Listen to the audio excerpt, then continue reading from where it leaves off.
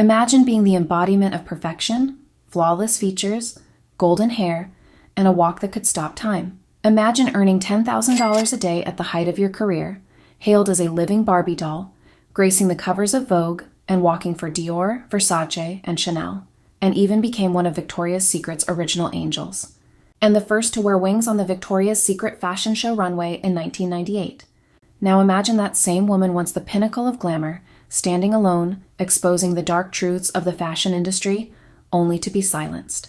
Today we're diving into the jaw-dropping story of Karen Mulder, the rise, the fall, and the truth she dared to reveal, years before anyone was ready to listen.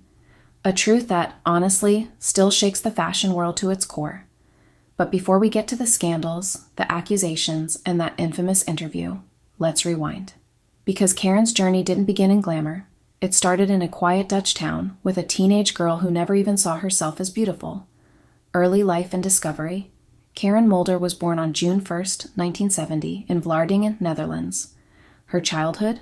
Pretty ordinary. Her dad was a tax inspector, her mom a secretary.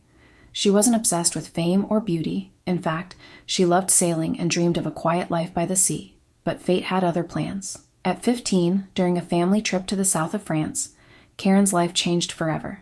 She came across an ad for Elite Model Management's Look of the Year contest. She thought about entering but dismissed the idea because she had braces and didn't see herself as model material.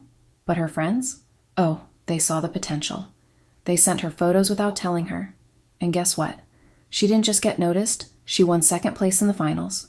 And the second runner-up is Karen Mulder from Holland.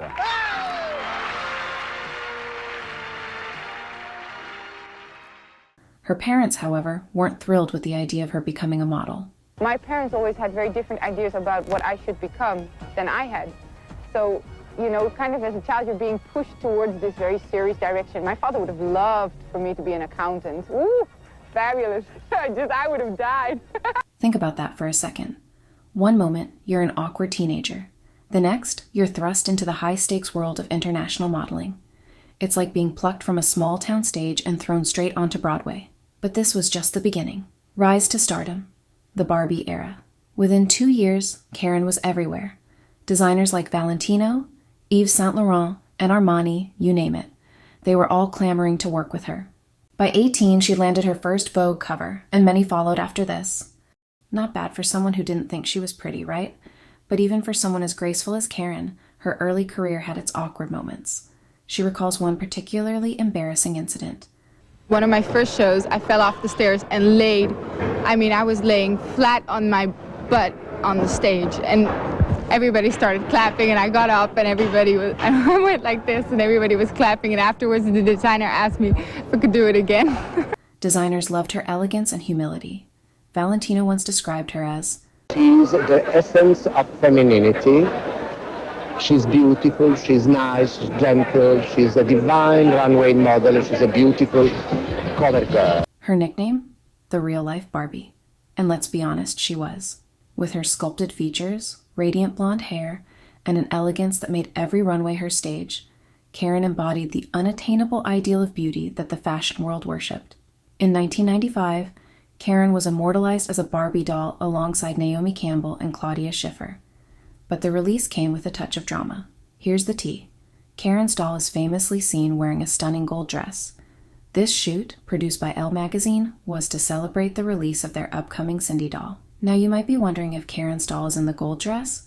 Why is Naomi wearing it on the cover? Here's the story. Karen, known for her punctuality, arrived on set early that morning, and she was wearing this dress on set waiting for the other girls to arrive. When Naomi walked in, she immediately demanded the dress. Karen, following her manager's advice, chose to step aside and let Naomi wear it.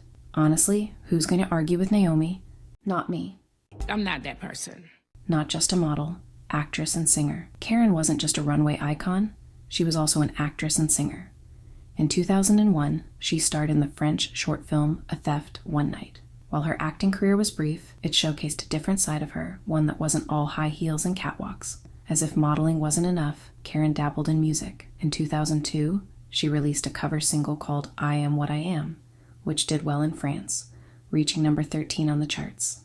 Now, I don't know about you, but I find myself playing that song on repeat all day after I did my research for this video. It's got that catchy vibe. Seriously, my friends even caught me singing it out loud while we were walking down the street, and they were like, "What's that song?" And I was like, "It's a song by a model from 2001. And yeah, they didn't like it. They were like, "Stop it. Get some help." But my boyfriend liked it. But I like your taste in music. Just kidding. I wish I had one. Anyway, back to Karen. Her life is more interesting than mine. Her music was her way of showing a different side of herself more than just the real-life Barbie everyone knew.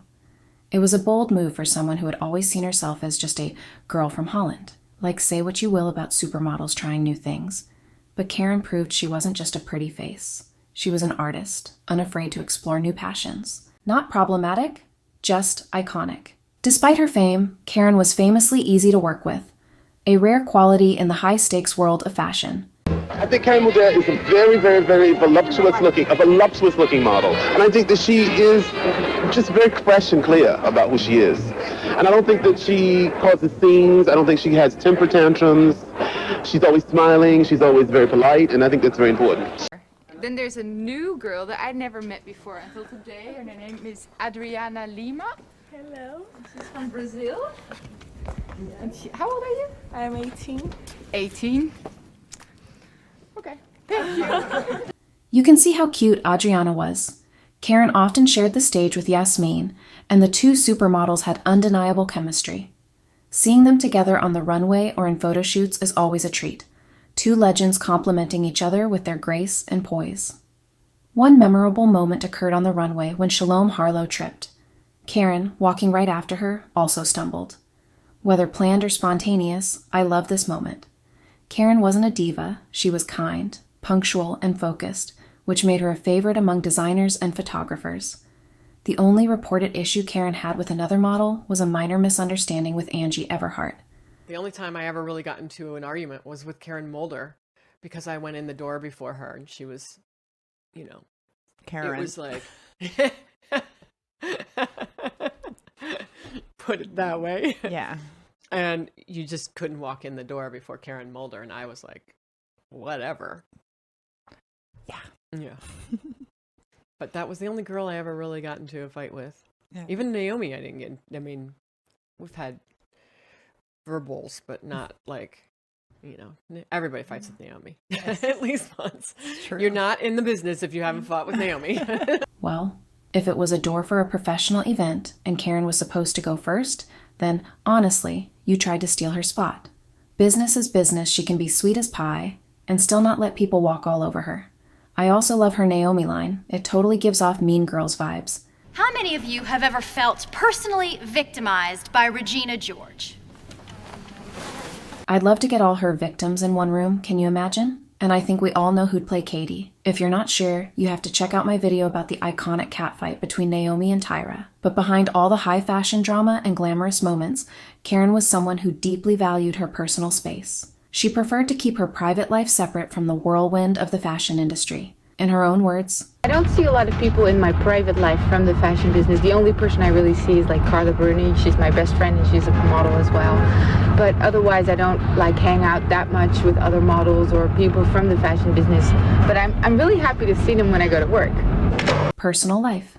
Karen's personal life was just as fascinating as her career, full of whirlwind romances, life changes, and even a touch of altruism that you might not expect from someone the world called the real-life Barbie. Let's rewind to 1988. At just 18 years old, Karen married French photographer René Bossin. Now think about that for a second. She was still a teenager, walking the most iconic runways, and somehow juggling a marriage. But like many young relationships in the spotlight, it didn't last. They divorced in 1993. And that same year, oh boy, Karen's life took a major turn. She was traveling constantly, jumping from airport to airport, with barely any time to breathe. But it was during one of these chaotic trips, in the waiting lounge of a Paris airport, that Karen had a serendipitous encounter. Enter Jean-Yves Le Fur, a real estate developer. The two hit it off immediately, and before long, they were engaged. Their relationship was the talk of the fashion world, like, this was the 90s power couple we didn't know we needed. But as glamorous as they were, they called it quits in 1997.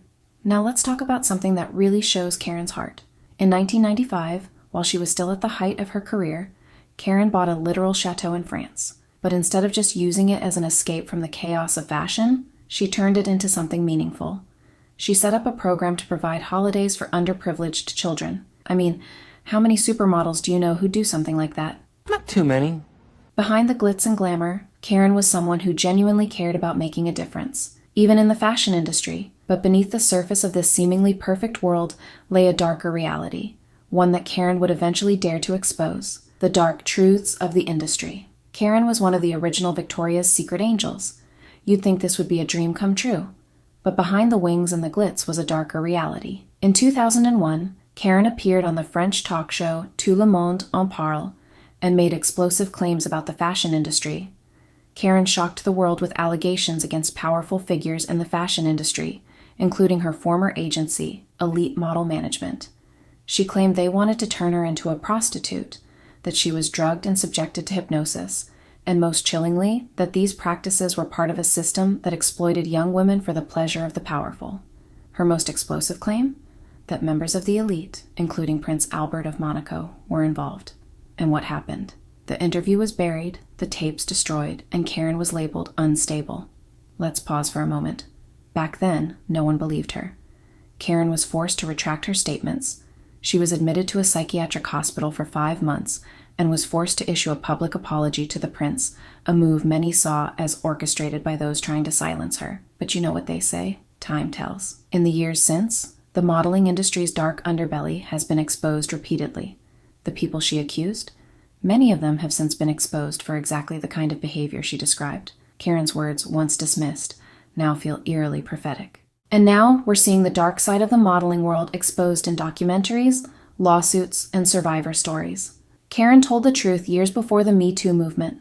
She deserved to be heard and supported. Karen wasn't just telling her story, she was exposing a system that preyed on young women.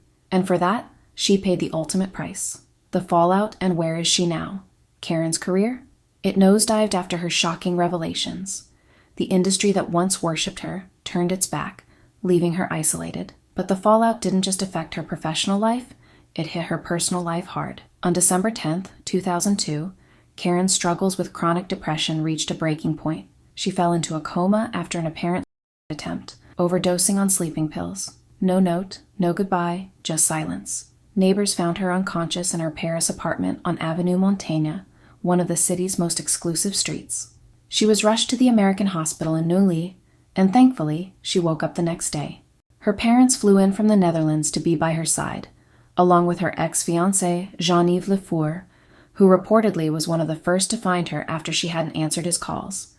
It was a close call, but Karen survived. Still, the incident underscored the deep toll her career. In 2006, Karen became a mother to her daughter, Anna, whose father's identity remains a well-guarded secret. A milestone that brought a whole new kind of joy to her life. It's funny because it seems like she predicted it herself in an old clip where she's shopping. So cute. You can just imagine this little girl in the country running around. Oh, well, I guess I just have to make the baby first. While she didn't vanish entirely, her attempts to reclaim her former glory were fleeting. In 2007, Karen made a brief but memorable comeback, walking alongside icons Naomi Campbell and Linda Evangelista at a Dior show. Yet the damage was done, and her time in the spotlight was never the same. But the drama didn't stop there. On July 1st, 2009, Karen made headlines again this time for being arrested in Paris after allegedly threatening her plastic surgeon over the phone. According to reports, Karen became enraged after feeling dissatisfied with a cosmetic procedure. The threats were described as extremely threatening and serious enough for the police to get involved. Honestly, between you and me, if the surgeon messed up her face, I can't entirely blame her for being upset. But maybe don't go full phone rage meltdown on them, Karen. But what I do have are a very particular set of skills. Skills I've acquired over a very long career. Skills that make me a nightmare for people like you. Today, Karen Mulder lives far from the bustling world of fashion. Having stepped away from the spotlight, she now enjoys a quieter, more private life. To be fair, she did give us some hints about it. No, I don't see fashion disappearing, honestly. And, Maybe supermodels. No, just kidding. Sorry. Looks like she wasn't entirely joking. And if you're wondering whether she misses the runway, she once addressed that directly. Do you miss modeling, or are you still going to be doing some? I had a great time modeling. I really did. I had such a good time. I laughed a lot. I cried a lot. but today I don't want to model anymore. I've done my bit. We miss you. You're one of the most beautiful. Most recently, Karen was seen on April 6, 2024, attending the funeral of her ex-fiancé, Jean-Yves Lefeur, alongside her daughter.